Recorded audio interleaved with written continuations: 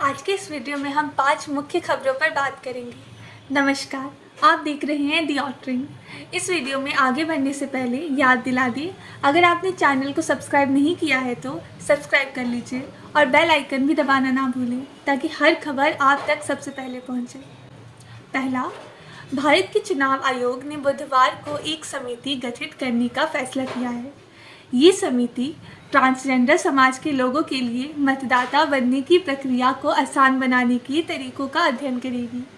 चुनाव आयोग के एक प्रतिनिधिमंडल ने बुधवार को पुणे में ट्रांसजेंडर समिति के कुछ सदस्यों से भी मुलाकात की।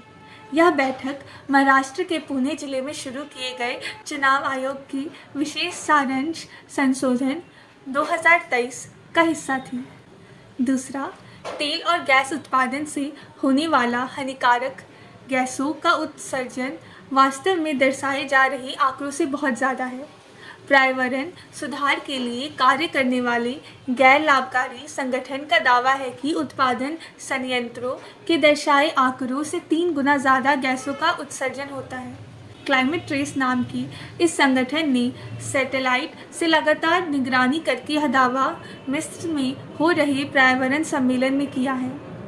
संगठन ने अपने दावे के समर्थन में सैटेलाइट से प्राप्त आंकड़े, आर्टिफिशियल इंटेलिजेंस का विश्लेषण और मशीन लर्निंग की रिपोर्ट साझा की है। संगठन ने 25 सबसे बड़े तेल और गैस उत्पादन संयंत्रों की रिपोर्ट जुटाकर यह दावा किया है। क्लाइमेट ट्रेस ने कहा है कि तेल और गैस के उत्पादन से हानिकारक गैसों के उत्सर्जन को जानबूझकर कम दर्शाया जा रहा है। यह चलन पूरी दुनिया में समान रूप से लागू है। इस संबंध में संयुक्त राष्ट्र में जो रिपोर्ट दी जाती है उसमें गड़बड़ी करते हुए उत्सर्जन को कम दिखाया जाता है। इससे पर्यावरण को हो रहे नुकसान का सही आकलन भी मुश्किल हो जाता है। तीसरा, केंद्र सरकार ने दलित ईसाइयों और दलित मुस्लिमों को अनुसूचित जाति की सूची से बाहर रखने का बचाव किया है।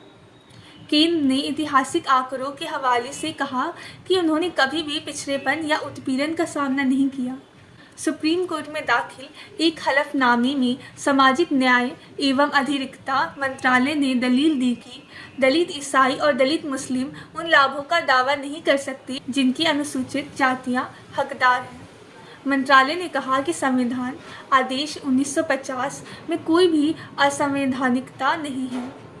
हलफनामे में मंत्रालय का यह भी कहना है कि अनुसूचित जातियों की पहचान एक विशिष्ट सामाजिक कलंक के आसपास केंद्रित है, जो संविधान आदेश 1950 में चिन्हित समुदायों तक सीमित है।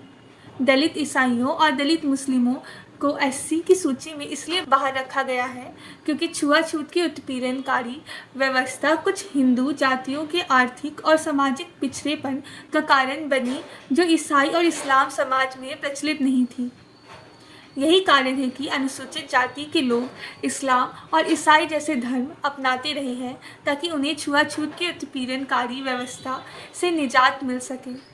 मंत्रालय ने जस्टिस रंगनाथ मिश्र आयोग की रिपोर्ट पर सहमति व्यक्त करने से भी इनकार कर दिया, जिसने दलित ईसाइयों और दलित मुस्लिमों को एससी सूची में शामिल करने की सिफारिश की थी। चौथा, सुप्रीम कोर्ट के वरिष्ठ न्यायाधीश जस्टिस धनराज यशवंत चंद्रचूड़ भारत के 50वें प्रधान न्यायाधीश बन गए हैं। उन्हें राष्ट्रपति द्रौपदी मुर्मू ने राष्ट्रपति भवन में पद की शपथ दिलाई। जस्टिस डीवाई चंद्रचूड़ 10 नवंबर 2024 तक इस पद पर रहेंगे। उन्होंने जस्टिस उदय उमेश ललित का स्थान लिया। Justice KM. पुत्स्वामी बनाम यूनियन ऑफ इंडिया, सबरीमाला मंदिर केस, अयोध्या केस, निजता के अधिकार का मामला, धारा 377 का मामला, जस्टिस डीवाई चंद्रचूड़ से जुड़े कुछ चर्चित मामले हैं।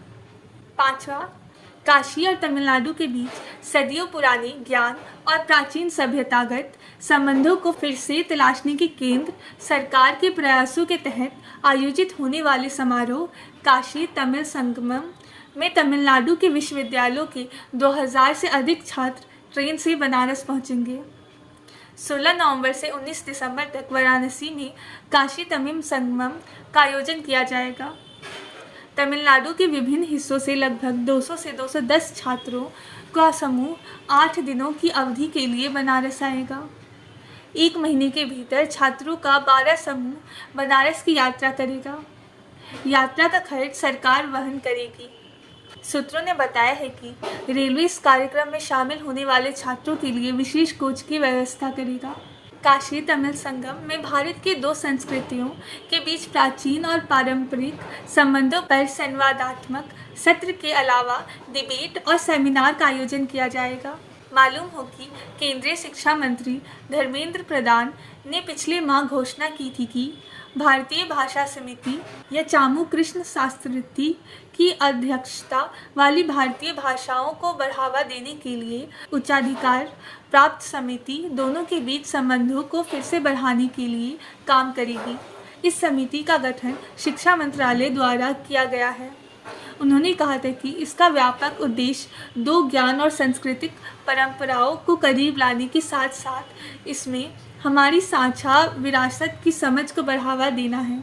उन्होंने आगे कहा था कि इन दोनों क्षेत्रों के लोगों के बीच के बंधन को गहरा करना है। आज के लिए इतना ही। शुक्रिया हमसे जुड़ने के लिए। मिलते हैं अगले वीडियो में और ज़रूरी खबरों के साथ।